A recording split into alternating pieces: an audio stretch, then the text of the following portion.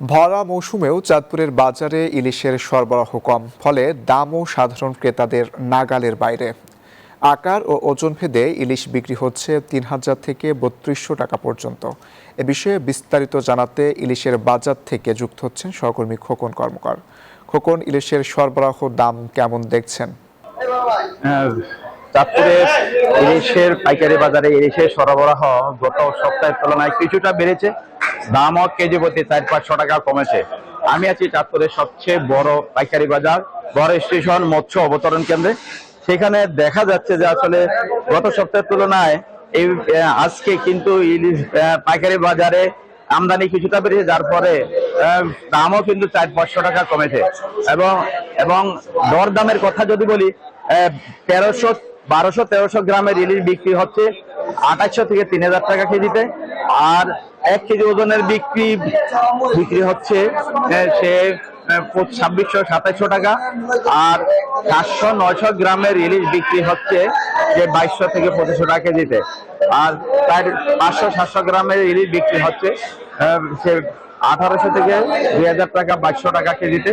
আর যেটা ৪-৫০০ গ্রামের ইলিশ, যেটা অর্থাৎ ৪-৫টা মিলে ১ কেজি হয়, তা বিক্রি হচ্ছে ৯০০ থেকে ১৫০০ টাকা কেজি। প্রতি সপ্তাহে সর্বোচ্চ বার বিকাশ পেমেন্টে ৫০ জন হবেন পেমেন্ট চ্যাম্পিয়ন। জিতে নিন টিভি সহ আকর্ষণীয় সব প্রাইজ।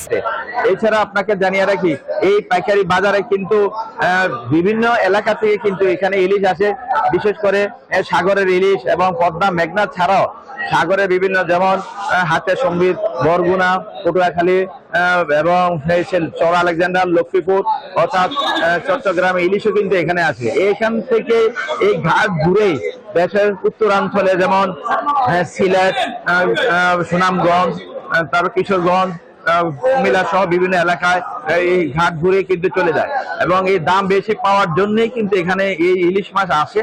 এবং এই ইলিশের প্রচুর চাহিদা এই বাজারে থাকলো, কিন্তু আমদানি কমের কারণে এখনো বরাত সিজনে কিন্তু তেমন একটা ইলিশ এখানে মিলছে না। এই কাঙ্ক্ষিত ইলিশ না মেলার কারণে ইলিশের দাম কিন্তু কমছে না, এবং যার ফলেই কিন্তু এখানে ইলিশের চাহিদা থাকা সত্ত্বেও দাম কমানো যাচ্ছে না। তো এই ছিল চাঁদপুরের পাইকারি বাজারগুলোতে ইলিশের সর্বশেষ তথ্য। আমি ফিরছি স্টুডিওতে। খোকন, আপনাকে ধন্যবাদ।